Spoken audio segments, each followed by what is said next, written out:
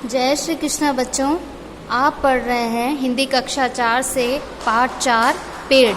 ये पेड़ आपको पिछले वीडियो में इस पेड़ पाठ के बारे में मैंने आपको बताया था। आज अपन इसके कुछ क्वेश्चन आंसर देखेंगे। इससे आपको पाठ को जो आपने समझा था तो आप आसानी से बता पाएंगे कि इस प्रश्न का उत्तर क्या है। पहला प्रश्न है, हमारे जीवन के आधार हैं। हमारे जीवन के आधार क्या हैं? अ है कपड़े, ब पेड़, स है पत्ते और द है घर। तो हमारे जीवन के आधार क्या हैं? हमारे जीवन के आधार कपड़े को कहेंगे, या हम पेड़ों को बोलेंगे, या हम पेड़ के पत्तों को बोलेंगे कि भाई ये हमारे जीवन के आधार हैं, या हम घर को बोलेंगे। तो हम बोलेंगे हमारे जीवन के आधार क्या है?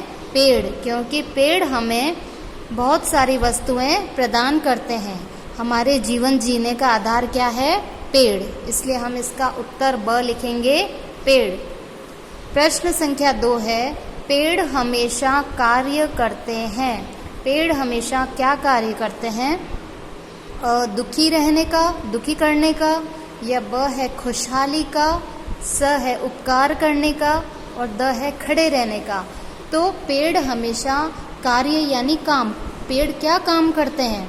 तो पेड़ क्या दुखी करने का काम करते हैं हमें? नहीं। खुशहाली का, हाँ खुशहाली का भी करते हैं, खड़े भी रहते हैं पेड़, लेकिन वो हमेशा क्या कार्य करते हैं? हम पर उपकार करने का। पेड़ हमेशा हम पर क्या करते हैं? उपकार करते हैं। तो इसका आंसर होगा स, उपकार करने का, क्योंकि वो हमें फल फूल, सब्जियां, औषधियाँ, दवाइयाँ सब कुछ हमें पेड़ों से मिलती है, छाया, तो इसलिए वो हम पर उपकार करते हैं। प्रश्न संख्या 3 है, धरती का श्रृंगार किसे बताया गया है? धरती का श्रृंगार यानी जो हम भी जैसे तैयार होते हैं, सुंदर सुंदर आभूषण पहनते हैं, गहने पहनते हैं, तो वो हमारा श्रृंगार कहलाता है। तो उसी तरह हमारे धरती का श्रृंगार क्या है? तो हमारे धरती का श्रृंगार क्या है? पेड़ को बताया गया है। धरती का श्रृंगार किसको बताया गया है? पेड़ को।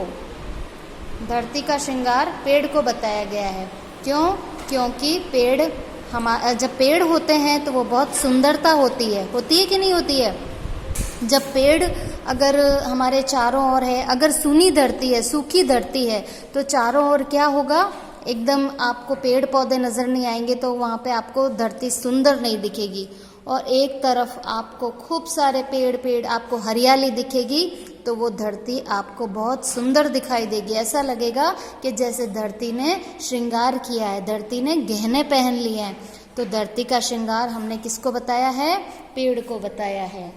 फिर प्रश्न संख्या 4 है, पेड़ को कैसा राजा बताया गया है? पेड़ को कैसा राजा बताया है? इसका उत्तर है, पेड़ को बिना मुकुट का राजा बताया गया है।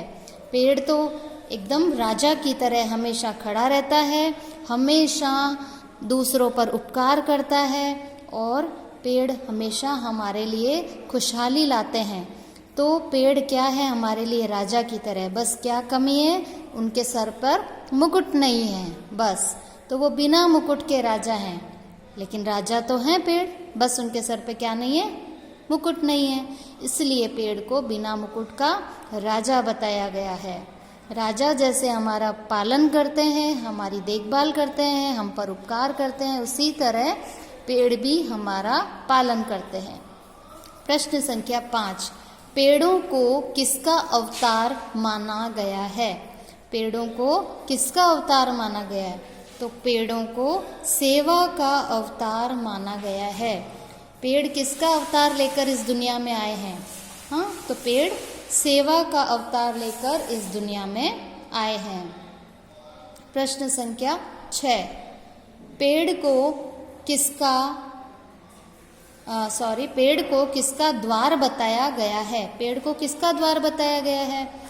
द्वार यानी दरवाजा। तो पेड़ को किसका दरवाजा या द्वार बताया गया है? पेड़ को खुशहाली का द्वार बताया गया है। पेड़ अगर हमारे यहाँ पे खूब मात्रा में पाए जाएंगे तो हमारे चारों ओर क्या होगी? खुशहाली खुशहाली होगी। क्योंकि हमें वहाँ से बहुत सारी वस्तुएं पेड़ों से मिलती है। तो वो हमारे लिए पेड़ क्या लेकर आते हैं? खुशहाली। हम स्वस्थ रहते हैं, शुद्ध वायु मिलती है और हमें उससे अच्छी अच्छी हमको औषधियाँ मिलती है, सुंदर सुंदर फूल मिलते हैं, मीठे मीठे फल मिलते हैं। तो ये सब हमारे लिए खुशहाली के द्वार कौन हैं? पेड़ हैं। प्रश्न संख्या 7 है, पेड़ हमारे लिए क्या क्या करते हैं? पेड़ हमारे लिए क्या करते हैं?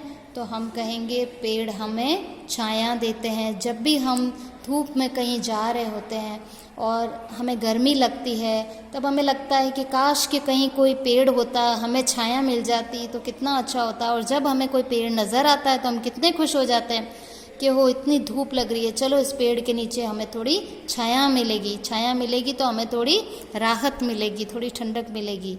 तो पेड़ हमें क्या देते हैं? छाया देते हैं। पेड़ बारिश कराने में भी सहायक होते हैं। जहाँ पेड़ होते हैं वहाँ धरती हरियाती है और हरियाली से मेघ बरसते हैं, बारिश होती है। तो पेड़ बारिश करने में सहयोग करते हैं। पेड़ हमें खुशहाल बनाते हैं। पेड़ हमें स्वस्थ बनाते हैं। क्या बनाते हैं? स्वस्थ। पेड़ों से बहुत शुद्ध वायु हमें मिलती है, तो उनसे हम कैसे रहते हैं? हमेशा स्वस्थ रहते हैं। और पेड़ों से हमें फल, फूल और मेवे मिलते हैं। पेड़ों से क्या क्या मिलता है? हमें फल भी मिलते हैं, हमें फूल मिलते हैं और हमें मेवे। मेवे मतलब काजू, बादाम, किशमिश, ये सब, चिरौंजी, ये सब क्या होते हैं? मेवे। तो पेड़ों से हमें ये सब भी चीज़ें मिलती है। प्रश्न संख्या आपकी 7 है। प्रश्न संख्या 8 है, पेड़ों से क्या शिक्षा मिलती है? पेड़ से आप क्या शिक्षा ग्रहण करते हैं? तो पेड़ों से दूसरों की सेवा और उपकार करने की शिक्षा मिलती है। पेड़ों से हमें क्या शिक्षा मिलती है? कि दूसरों की सेवा करो और उपकार करो। पेड़ हम पर उपकार करते हैं। पेड़ अपने स्वयं खुद फल नहीं खाते। फल किसको देते हैं? हमें देते हैं। शुद्ध वायु हमें देते हैं। तो और पक्षी लोग जो रहते हैं वो भी पेड़ पे, तो उनको भी रहने के लिए घर मिलता है। तो पेड़ों से दूसरों की सेवा, पेड़ हमारी सेवा ही तो कर रहे हैं। हमें सुंदर सुंदर फल देते हैं, फूल देते हैं, मेवे देते हैं, शुद्ध वायु देते हैं। तो ये हम पर क्या कर रहे हैं? उपकार। तो पेड़ों से हमें क्या शिक्षा मिलती है? पेड़ों से दूसरों की सेवा और उपकार करने की शिक्षा मिलती है। प्रश्न संख्या 9 है, पेड़ को किसका परिवार बताया गया है? पेड़ को किसका परिवार बताया गया है? तो पेड़ को जंगल का परिवार बताया गया है। किसका? जंगल का। अगर खूब सारे पेड़ ही पेड़ होंगे, उस स्थान को हम क्या कहेंगे? जंगल। जंगल किसे कहेंगे? जहाँ पे खूब सारे घने घने पेड़ ही पेड़ होते हैं, उसको कहते हैं जंगल। और जहाँ जंगल होता है वहाँ पे क्या होते हैं? कुछ पशु भी रहते हैं, पक्षी भी रहते हैं। तो वो सब क्या होता है? उनका एक परिवार होता है। तो पेड़ को जंगल का परिवार बताया गया है।